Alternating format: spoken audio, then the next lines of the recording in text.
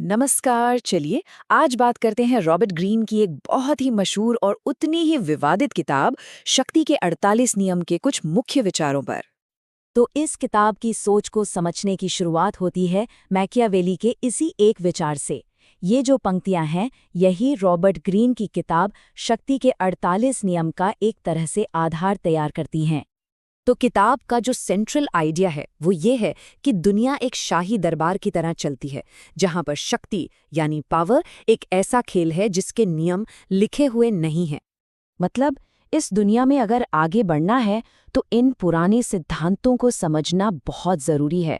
ये कोई नैतिक गाइड नहीं है, बल्कि ये एक्शन लेने और अपना बचाव करने का एक फ्रेमवर्क है। किताब के जो सबसे ज़रूरी थीम है उनमें से एक है कि धारणा ही असलियत है। मतलब कोई कैसा दिखता है यह अक्सर सच्चाई से कहीं ज़्यादा ज़रूरी हो जाता है। अब नियम 34 इसी बात पर जोर देता है।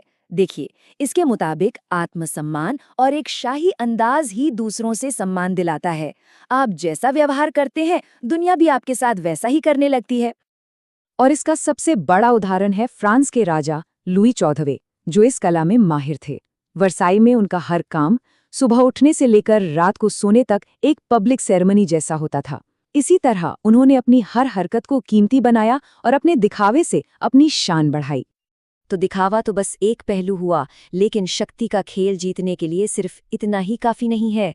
अगला सिद्धांत ये बताता है कि कभी-कभी सबसे बड़ी जीत चुप रहने में ही होती है।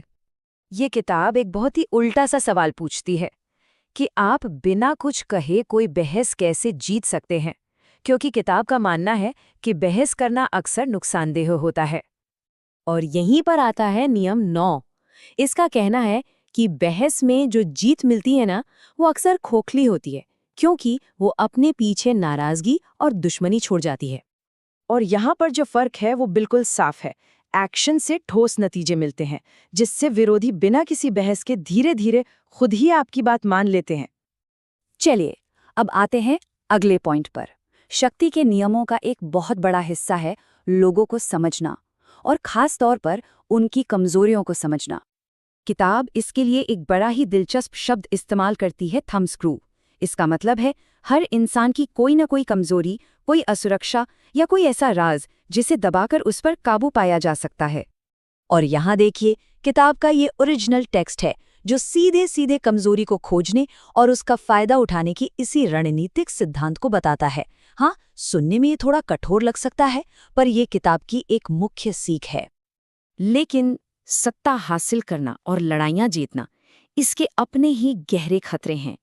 ये एक ऐसा विरोधाभास है जिसने बड़े बड़े साम्राज्यों को गिरा दिया है।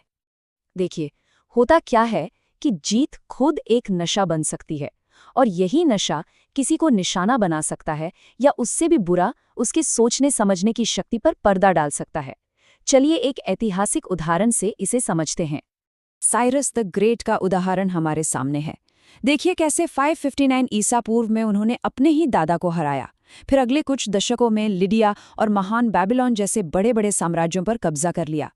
लेकिन फिर जीत के इसी नशे में 530 ईसा पूर्व में उन्होंने मासेगेटे कबीले पर हमला कर दिया, और यही उनकी बेगाम महत्वाकांक्षा उनके पतन का कारण बनी।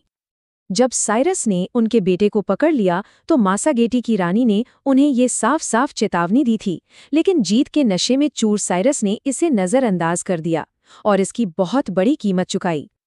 तो इन सब बातों से क्या सीखा जा सकता है? देखिए, ये किताब इन नियमों को सही या गलत के पैमाने पर नहीं तौलती, बल्कि ये दुनिया में पावर डायनामिक्स को पहचानने, समझने और उससे निपटने के लिए एक टूलकिट की तरह है। और आखिर में ये किताब हमें एक बहुत ही गहरे सवाल के साथ छोड़ जाती है कि हम अपने चारों ओर की पावर को कैसे देखते हैं और उसके साथ कैसे डील करते हैं।